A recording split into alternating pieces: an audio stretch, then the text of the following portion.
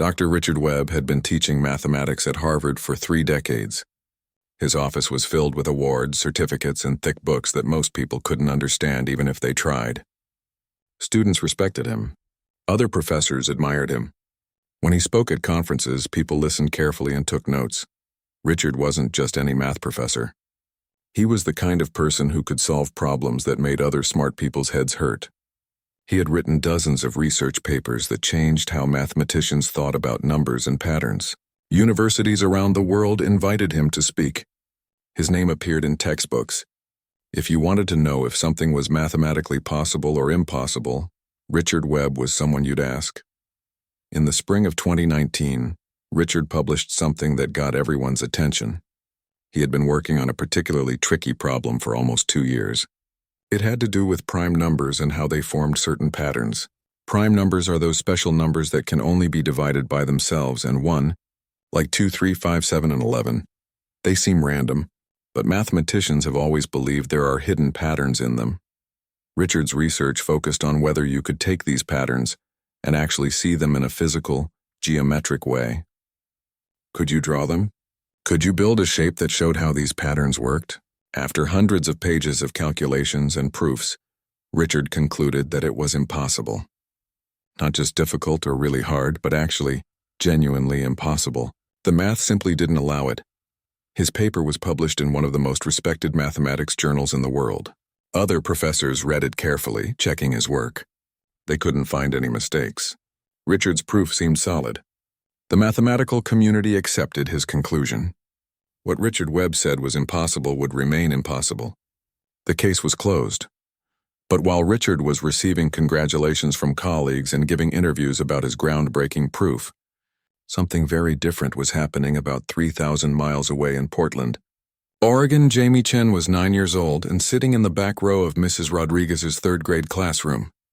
He was supposed to be working on a worksheet about multiplication tables, but instead, his hands were busy folding a piece of paper. This wasn't unusual for Jamie. He folded paper all the time, during reading class, during science lessons, sometimes even during lunch. His parents had bought him origami books when he was 7, hoping it would keep him occupied during the long hours at their restaurant. They ran a small Chinese restaurant in a quiet neighborhood, working 6 days a week to make ends meet. Jamie spent many afternoons and evenings there doing homework at a corner table or helping fold napkins. The origami books had been a hit. Jamie loved them. He started with simple designs like paper cranes and boats, then moved on to more complicated things. By age 9, he could fold intricate dragons, flowers, and geometric shapes that looked almost impossible.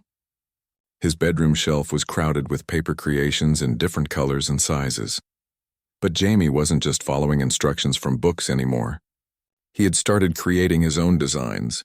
While other kids played video games or watched cartoons, Jamie would sit with a square piece of paper and experiment. He'd make a fold, then another, then undo them and try something different. Sometimes he'd work on a single design for hours, completely lost in concentration.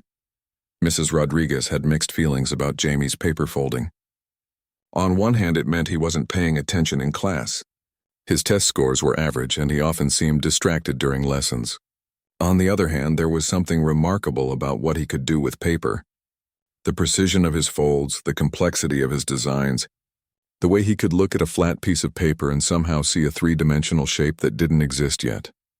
She had tried to get him to stop folding during class time, but it didn't really work. Jamie wasn't being defiant or rude. He would put the paper away when asked, but 10 minutes later, his hands would find another piece of paper and start folding again. It was like his fingers needed to be doing something, working through problems in a way that made sense to him. What Mrs. Rodriguez didn't understand, and what Jamie himself couldn't really explain, was that he wasn't just playing with paper. When she taught math lessons about shapes and angles and geometry, Jamie found the explanations confusing. The diagrams in textbooks didn't make sense to him. But when he folded paper, something clicked. He could feel the angles forming. He could see how different folds created different shapes.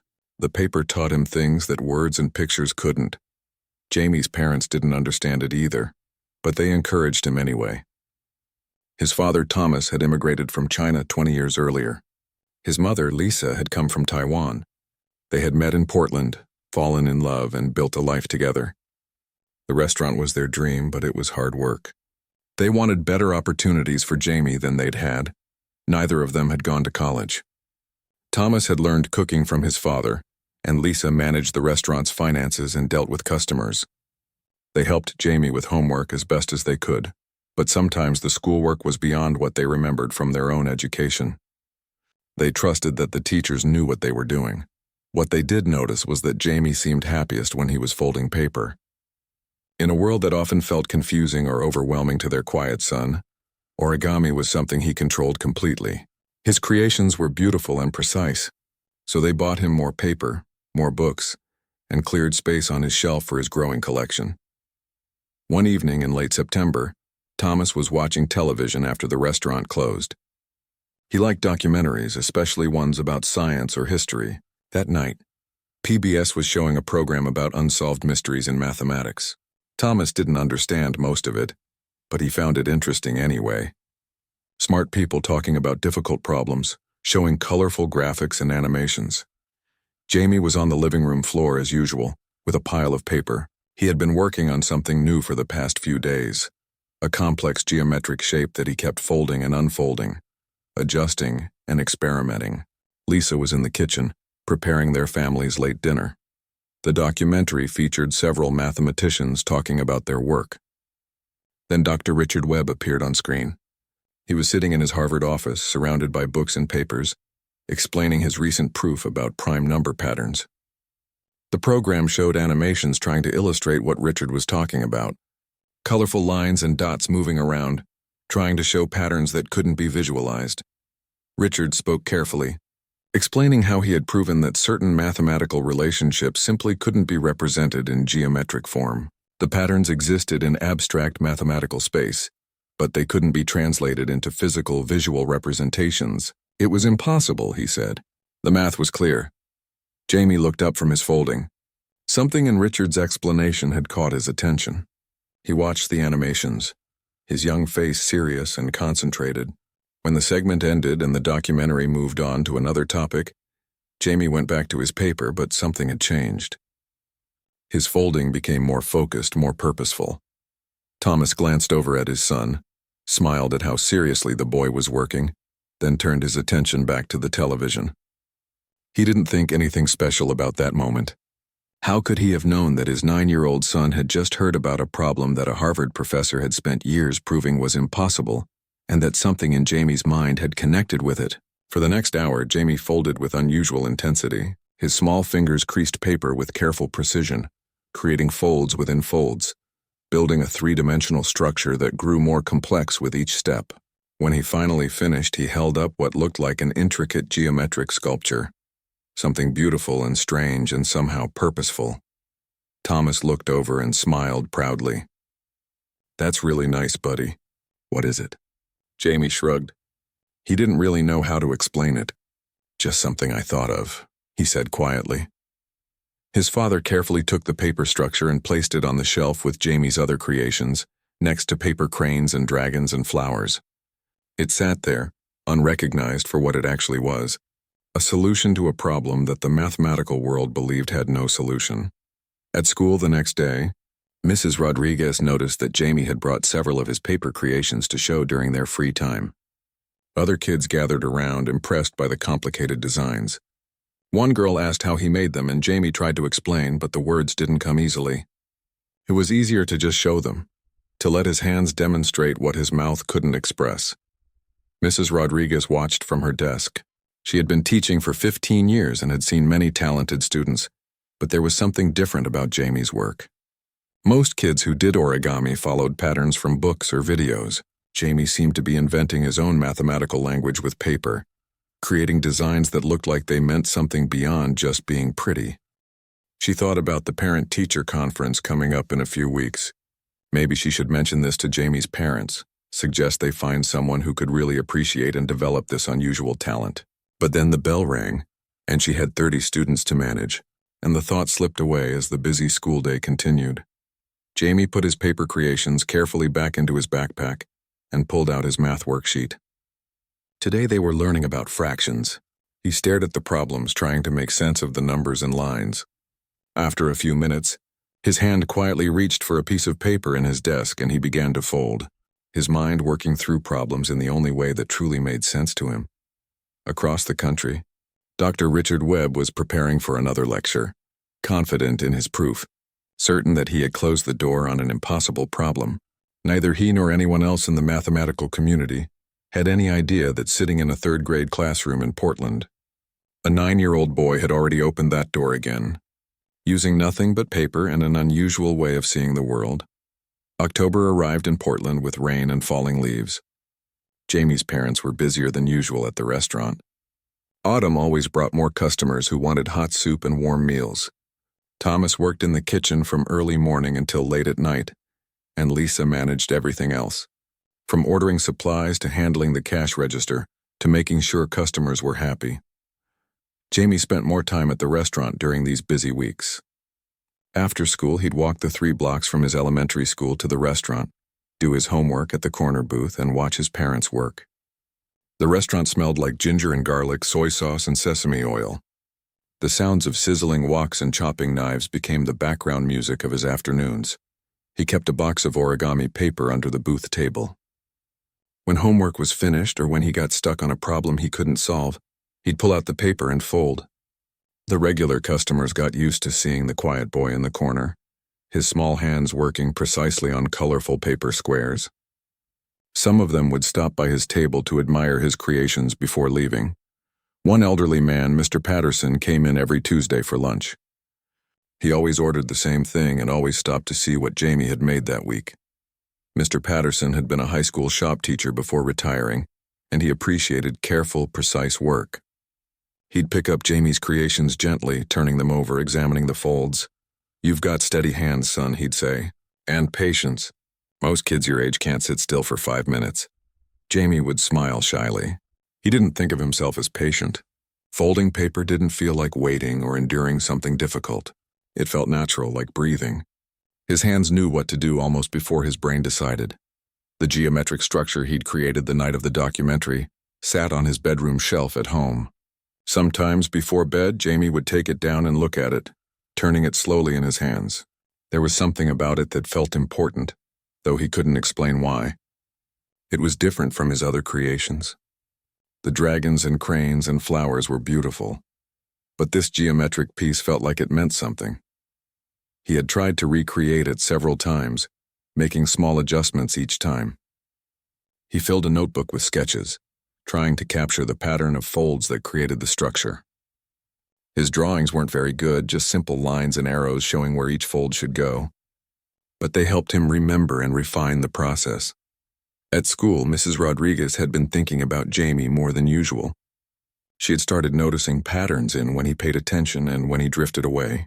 During math lessons about shapes and spatial relationships, Jamie seemed more engaged. When they talked about geometry or symmetry, his eyes lit up slightly. But traditional arithmetic, the addition and subtraction and multiplication that filled most of their math time, left him looking lost and frustrated. She wondered if Jamie might have a learning difference, something that made traditional schoolwork hard, but allowed him to excel at visual spatial tasks. She'd taught students with dyslexia before, and Jamie's pattern seemed somewhat similar, though not exactly the same. He could read fine. His writing was messy but understandable. It was specifically mathematical concepts when presented in traditional ways that didn't stick. The parent-teacher conference was scheduled for late October. Mrs. Rodriguez decided she would bring up her observations with Jamie's parents and suggest they have him evaluated. Not because something was wrong, but because understanding how Jamie learned might help everyone support him better. She also decided to do something she'd never done before. She had a friend from college, Dr. Helen Park, who taught mathematics at Portland State University. Helen had always been interested in how people learn math, especially unconventional learners who saw numbers and patterns differently than most people. One afternoon, Mrs. Rodriguez took photos of several of Jamie's origami creations. She focused especially on the more geometric pieces, the ones that looked less like animals or flowers, and more like complex mathematical models. That evening, she sent the photos to Helen with a simple message asking if they could meet for coffee and talk about an unusual student. Helen responded the next day. She was intrigued. The photos showed something interesting. Could they meet that weekend? Saturday morning, the two friends sat in a small coffee shop in downtown Portland. Rain tapped against the windows as Mrs. Rodriguez showed Helen more photos on her phone, explaining about Jamie, his struggles with traditional math, and his remarkable ability with origami. Helen zoomed in on the images, swiping through them slowly. Her expression changed from casual interest to focused concentration. She stopped on one particular image, the geometric structure Jamie had created the night he watched the documentary. "This one," Helen said, pointing at the screen. "Do you know how he made this?" Mrs. Rodriguez shook her head. "He creates most of these from his own imagination. That one is recent, I think. Why?" Helen was quiet for a moment, studying the image. She had spent the last 5 years researching connections between physical models and abstract mathematical concepts. Her specialty was finding new ways to visualize complex mathematical relationships that traditionally existed only in equations and proofs. The structure in the photo looked familiar to her, but she couldn't immediately place why. There was something about the way the folds created intersecting planes, the symmetry of the angles, the relationship between the different sections. "Can I meet this student?" Helen asked. "And his parents?" Mrs. Rodriguez was surprised by how serious her friend sounded. "Is something wrong?" "No, nothing wrong. But I think this 9-year-old might be doing something mathematically significant without realizing it. I need to see his process, how he creates these structures." They arranged for Helen to visit the school the following week. Mrs. Rodriguez would introduce her as a guest speaker talking about mathematics in college, which was true enough. Afterward, Helen could spend some time with Jamie and see his work more closely. That week felt long for Helen. She couldn't stop thinking about the photo. She showed it to a few colleagues at the university, and they agreed it was unusually sophisticated for a child's work, but none of them saw what Helen was beginning to suspect. She needed to see more examples, watch Jamie create something, understand his thought process. The day of the visit arrived.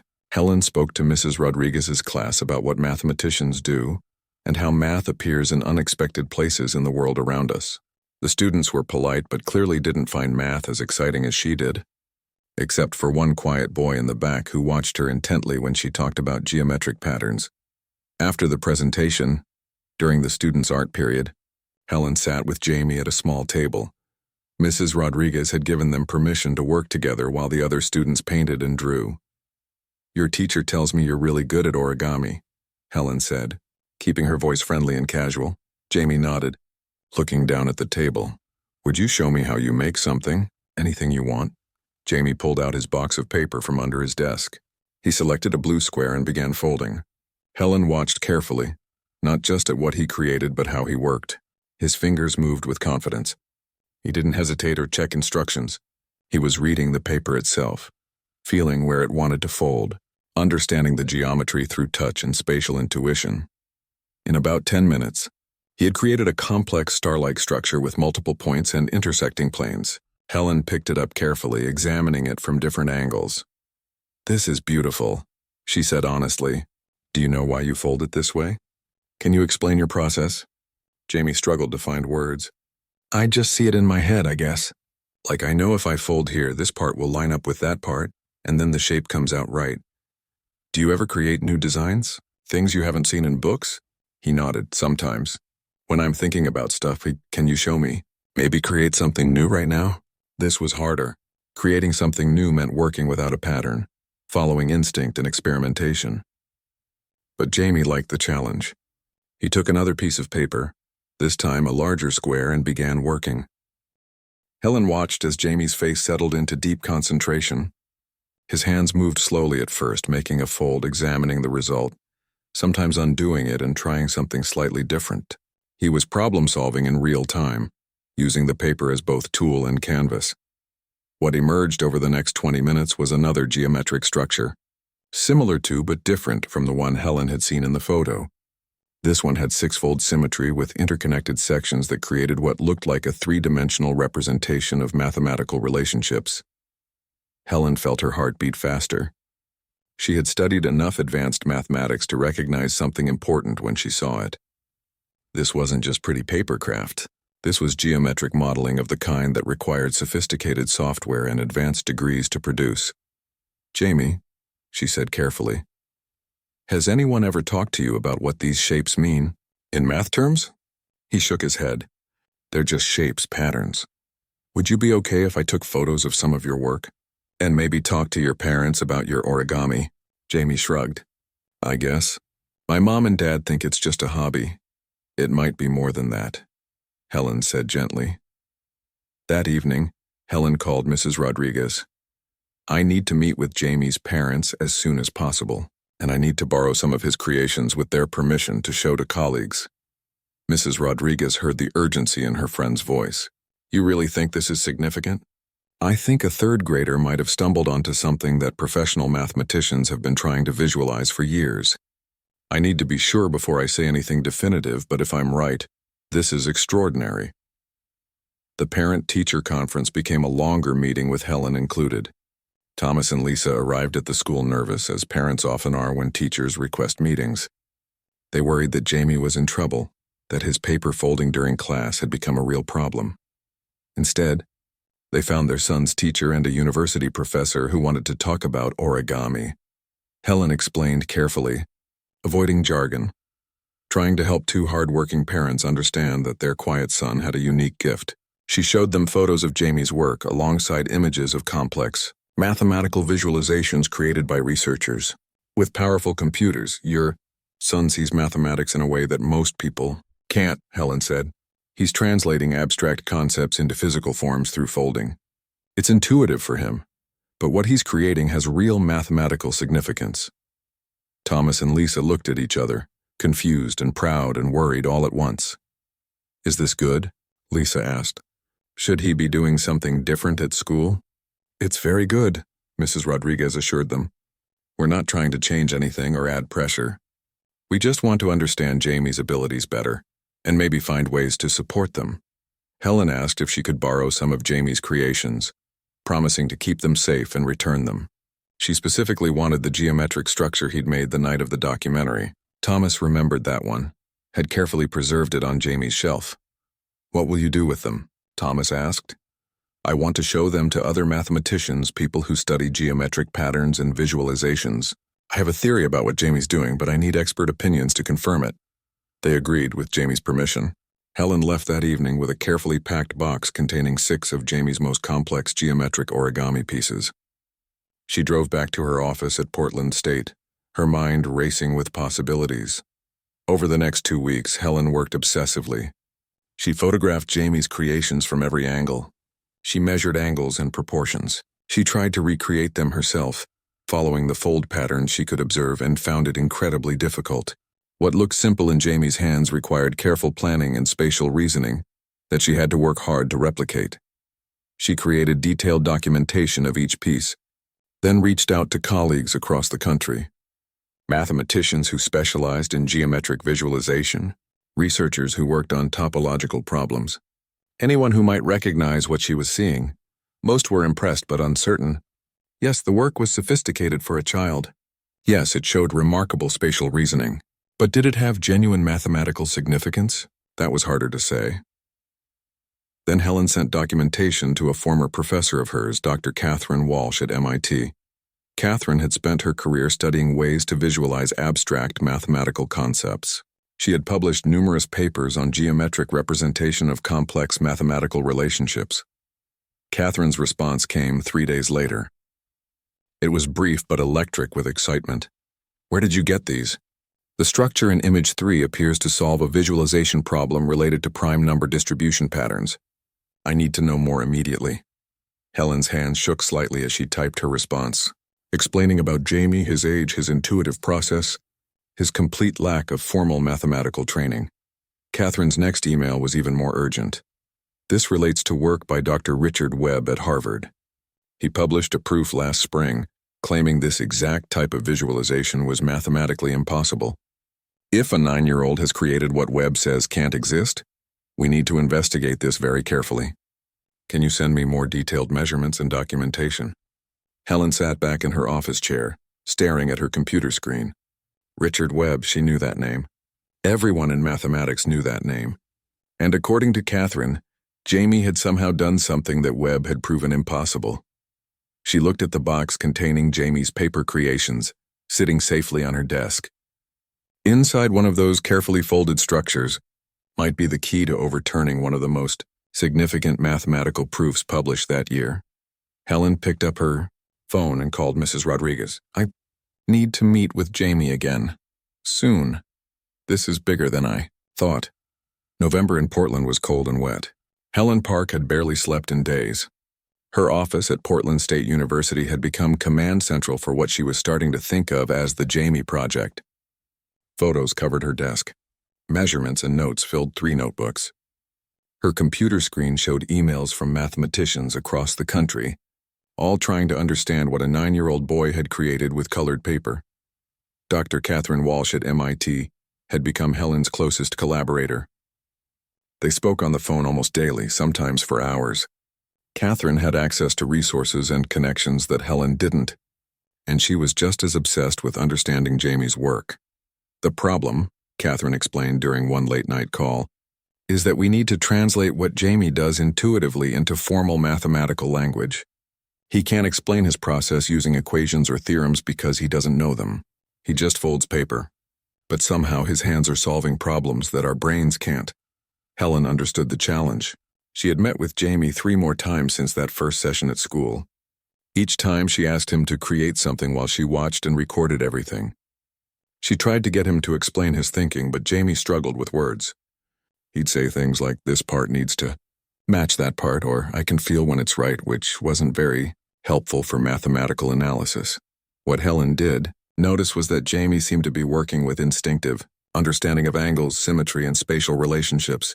When he folded paper, he was performing complex geometric calculations without knowing that's what he was doing. His fingers moved with the kind of certainty that usually came from years of training and study. Catherine had shown Jamie's work to several colleagues at MIT. The responses ranged from impressed to skeptical. Some thought the structures were remarkable, but couldn't see the deeper mathematical significance. Others recognized patterns that seemed important, but weren't sure how to interpret them. Then Catherine showed the documentation to a friend in Harvard's mathematics department. That friend happened to know Richard Webb personally. Within days, the information had reached people who understood exactly what they were looking at. Dr. Raymond Chen, a colleague of Webb's at Harvard, was the first to make the explicit connection. He had read Webb's proof about the impossibility of visualizing certain prime number pattern relationships. He had checked the math himself and found it sound. But now, looking at photos of a child's origami creation, Raymond saw something that shouldn't exist according to that proof. He spent an entire weekend with the images Helen had sent, measuring angles, analyzing the geometric relationships, comparing them to Webb's published work. By Sunday evening, he was certain. The structure Jamie had created represented exactly the kind of geometric visualization that Webb had declared mathematically impossible. Raymond called Catherine first. "Are you absolutely certain about the provenance of these images? This wasn't created by someone with advanced mathematical training?" "I've met the boy myself now," Catherine said. She had flown to Portland the previous week to see Jamie in person. "He's 9 years old. He learns origami from library books. He can barely explain what he's doing. But yes, I've watched him create these structures with my own eyes." "Then Richard Webb's proof has a flaw," Raymond said quietly, "and I need to tell him." That conversation was one Raymond dreaded. Richard Webb wasn't just a colleague. He was a friend, a mentor, someone Raymond respected deeply. Telling him that his most significant recent work contained an error was going to be painful for both of them. But science required honesty. Raymond couldn't ignore evidence just to protect someone's feelings, even someone he cared about. He compiled all the documentation Helen and Catherine had gathered, added his own analysis, and requested a meeting with Richard. They met in Richard's office at Harvard on a gray afternoon in mid-November. Richard was in good spirits, fresh from giving a lecture to graduate students about advanced proof techniques. He welcomed Raymond warmly, offering coffee and settling into his favorite chair. "You sounded serious on the phone," Richard said. "What's going on?" Raymond didn't know how to ease into it, so he just started. "Your proof from last spring, about the impossibility of geometric visualization for certain prime number distribution patterns. I think there might be a problem with it." Richard's expression shifted from friendly to guarded. What kind of problem? Someone has created a physical model that appears to represent exactly what you proved couldn't be represented. Richard smiled slightly. Raymond, I spent 2 years on that proof. It was peer-reviewed by some of the best mathematicians in the world. If someone thinks they've found a counterexample, they've made a mistake. That's what I thought too. But I've spent the last week checking everything. The model exists. It works mathematically, and it directly contradicts your conclusion. Richard wasn't smiling anymore. Show me. Raymond pulled out his laptop and opened the files. He started with photos of Jamie's origami structure, showing it from multiple angles. Then he overlaid mathematical analyses, showing how the fold patterns created geometric relationships that matched the very patterns Richard had claimed couldn't be visualized. Richard studied the images in silence. His face was unreadable. After several minutes, he said, "Who created this?" "A 9-year-old boy in Portland. He does origami as a hobby." Richard looked up sharply. "This is a joke." "It's not. I know it sounds absurd. A child doesn't overturn a Harvard professor's proof with paper folding. Except apparently sometimes that's exactly what happens." Raymond explained everything. How Jamie's teacher had noticed his unusual talent. How Helen Park at Portland State had recognized mathematical significance in his work. How Catherine Walsh at MIT had connected it to Richard's proof. How multiple mathematicians had now verified that the structure represented something Richard had declared impossible. Richard listened without interrupting. When Raymond finished, he sat back in his chair and closed his eyes. "Where's the flaw?" he asked finally. "In my proof. There has to be a specific error somewhere. I think it's in your dimensional constraint assumptions. You assumed that certain relationships couldn't coexist in 3-dimensional geometric space because of how you were conceptualizing the dimensions. But this kid isn't thinking about dimensions the way we do. He's just folding paper, and the paper is showing him possibilities that our abstract mathematical thinking missed." Richard opened his eyes. "I need to see this in person. The actual structure, not photos. And I need to meet this boy." "I expected you'd say that. Helen Park is coordinating everything. She can arrange a meeting in Portland whenever you're available." "Tomorrow," Richard said immediately. "I can fly out tomorrow." Raymond had expected resistance, denial, or at least some pushback. Instead, Richard was already pulling up flight information on his computer. This was one of the things Raymond respected most about his friend. When confronted with evidence that contradicted his beliefs, Richard didn't make excuses. He investigated. That night, Richard barely slept. He kept thinking about the images Raymond had shown him. His proof had been so elegant, so airtight. Or so he'd thought. The possibility that he'd made an error, that his reasoning had a flaw he hadn't seen, was humbling and disturbing. But there was something else too. Excitement. If a new approach to geometric visualization had been discovered, even accidentally by a child, that was genuinely thrilling. Science progressed through challenges and corrections, not through protecting egos. He called Helen Park the next morning. She was surprised to hear from Richard Webb directly, but quickly understood the situation. They arranged for Richard to visit Portland that week. Helen would bring Jamie and his parents to her office at the university where Richard could see Jamie's work and meet him in person. "I should warn you," Helen said. "Jamie is shy. He's not used to this kind of attention. Please don't overwhelm him." "I understand," Richard said. "I'm not there to interrogate a child. I'm there to learn." The news started spreading through the mathematical community before Richard even left for Portland. Raymond had told a few trusted colleagues. Catherine had mentioned it to others at MIT. Within days, dozens of mathematicians knew that Richard Webb's proof was being challenged by a 9-year-old's origami. Some thought it was absurd, impossible, or a misunderstanding. Others were intrigued. A few started looking at Webb's original proof with fresh eyes, searching for the flaw that must exist if the counterexample was real. In Portland, Helen was preparing for Richard's visit while also trying to help Jamie and his parents understand what was happening. She met with Thomas and Lisa at their restaurant one evening after the dinner rush. "A famous professor is coming from Harvard to meet Jamie," she explained. "This is the man whose work Jamie's origami seems to contradict. He's not angry or upset. He just wants to understand." Lisa looked worried. "Is Jamie in trouble? Did he do something wrong?"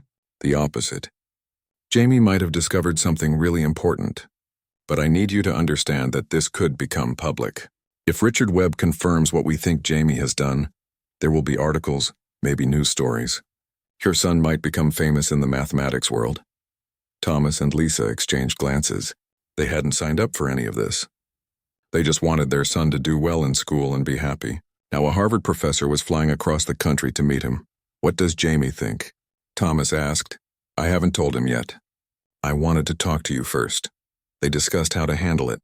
Finally, they agreed that Helen could explain the situation to Jamie in simple terms. A professor wanted to see his origami and talk to him about how he made it.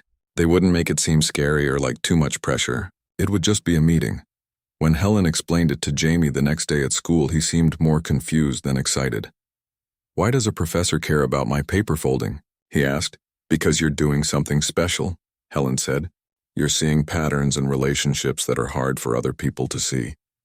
This professor wants to learn from you. Jamie thought about that. Will I have to talk a lot? I'm not good at explaining things. You can just show him what you do. Let your hands do the talking. That seemed to make Jamie feel better. Showing was easier than telling. The day of Richard's visit arrived. Helen had set up her office carefully. She had several of Jamie's origami structures displayed on a table, including the crucial geometric piece that related to Richard's proof. She had printouts of her analysis and measurements. She'd even borrowed a good camera to document the meeting.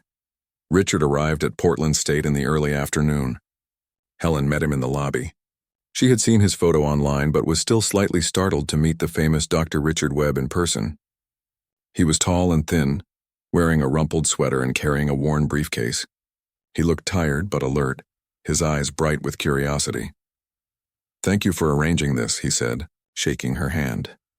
Thank you for being open-minded enough to come. They went to her office where Jamie and his parents were already waiting. Thomas and Lisa stood when Richard entered, clearly nervous. Jamie sat in a chair by the window, a piece of origami paper already in his hands. Richard approached slowly, not wanting to intimidate the boy. He crouched down slightly to be at Jamie's eye level. Hi, Jamie, I'm Richard. Your teacher tells me you're really good at making things with paper. Jamie nodded, looking down at the paper in his lap. Would you show me? I'd really like to see how you do it. For a long moment, Jamie didn't move. Then slowly he began to fold. His fingers worked carefully, creating creases with precision. Richard watched in silence, his expression intent. Helen, Thomas, and Lisa stood back, letting the moment unfold. None of them could have predicted what would happen next, how this meeting would change everything for Jamie, for Richard, and for how people thought about mathematics itself. As Jamie's hands moved, creating patterns and relationships in paper that mathematical formulas had failed to capture, Richard Webb began to see where his thinking had gone wrong. And more importantly, he began to see a whole new way of understanding problems he'd spent decades studying. The afternoon was just beginning, but already, something fundamental was shifting. A barrier between abstract mathematics and physical intuition was dissolving, right there in a small university office in Portland, in the hands of a quiet 9-year-old boy who just liked folding paper. Jamie's fingers moved steadily across the paper, creating fold after fold. The room was completely silent except for the soft sound of paper creasing. Richard Webb watched without blinking, his trained eye following every movement. Helen stood near her desk, barely breathing. Thomas and Lisa held hands, not fully understanding what was happening but sensing its importance. The paper structure began to take shape. What started as a flat square was becoming three-dimensional, growing more complex with each fold. Jamie worked without hesitation, his small hands sure and confident. He wasn't following written instructions or looking at a reference. This was coming entirely from inside his head. After about 15 minutes, Jamie held up the completed structure. It was beautiful and intricate, with intersecting planes and symmetrical sections that seemed to fold in on themselves in impossible ways. He offered it to Richard without saying anything. Richard took it carefully as if it were made of glass. He turned it slowly, examining it from every angle. His hands were shaking slightly. Helen noticed but said nothing. Can you make it again? Richard asked quietly. The same way? Jamie nodded. Richard handed back the structure, and Jamie immediately unfolded it. Then he began again, recreating the exact same pattern. Richard watched even more carefully this time, occasionally asking Jamie to slow down or pause so he could see exactly how a particular fold was made. The second time took a bit longer because of the pauses, but the result was identical. Jamie seemed comfortable with the repetition. He'd done this before, refining his designs through practice. "Jamie," Richard said when the second structure was complete, "do you understand what you're making? What these shapes represent?" Jamie shrugged. "They're just patterns. I see them in my head and try to make them with paper. But where do the patterns come from? How do you know where to fold?" Jamie struggled to find words. "It's like, when I think about numbers and how they fit together, I see shapes, and then I try to make the shapes real." Richard glanced at Helen. She nodded, confirming that this was how Jamie always described his process. There was no formal mathematical thinking involved, no conscious application of theorems or formulas. Just intuition and spatial reasoning working at a level that seemed almost supernatural. "Can I try?" Richard asked. "Can you teach me to make this?" Jamie looked uncertain. Teaching was harder than doing. But he agreed to try. He took a fresh piece of paper and began walking Richard through the steps, showing each fold and explaining as best he could.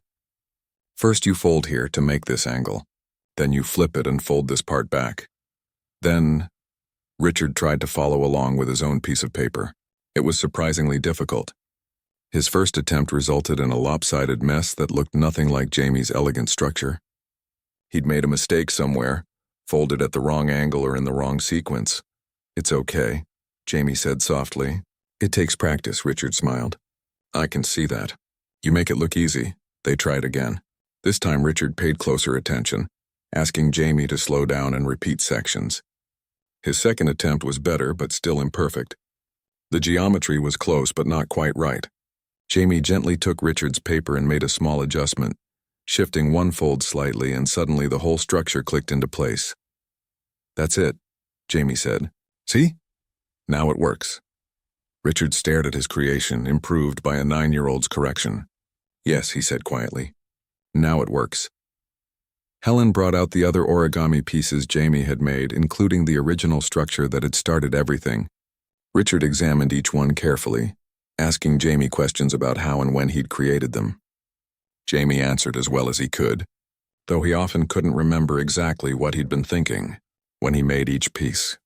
What became clear during the conversation was that Jamie created different structures when he was thinking about different kinds of problems. When he was frustrated with math homework, he'd fold one way. When he was thinking about patterns he'd seen in nature, he'd fold differently. The origami was his way of processing and understanding the world around him. "The night I made that one," Jamie said, pointing to the crucial geometric structure, "there was a show on TV about math. A man was talking about patterns that couldn't be drawn. I thought that was weird because I could see them in my head, so I tried to make what I was seeing." Richard closed his eyes briefly. The man on TV had been him. His documentary appearance, explaining his proof about impossible visualizations, had directly inspired Jamie to create the very thing Richard had declared couldn't exist.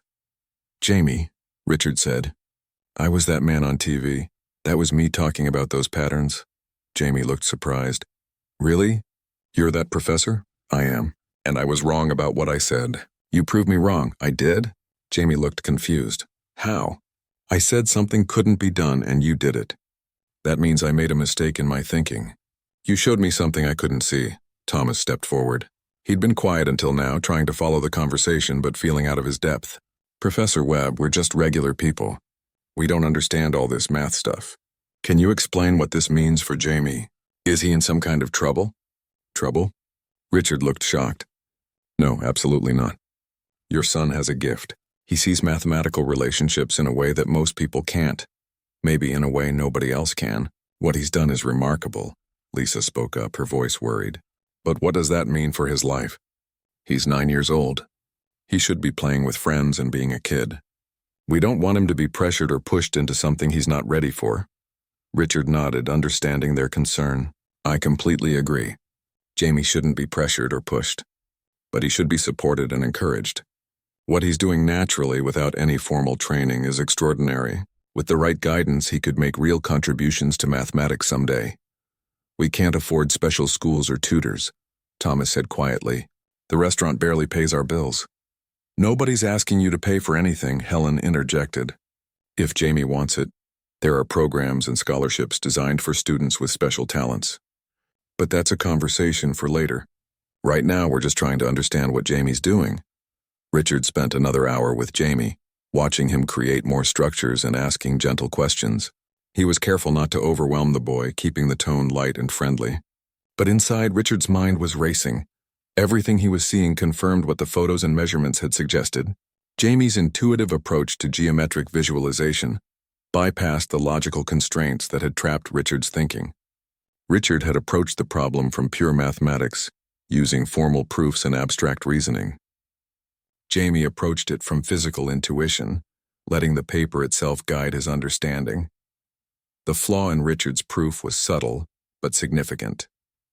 He had assumed that certain geometric relationships couldn't coexist because of how dimensions worked in abstract mathematical space.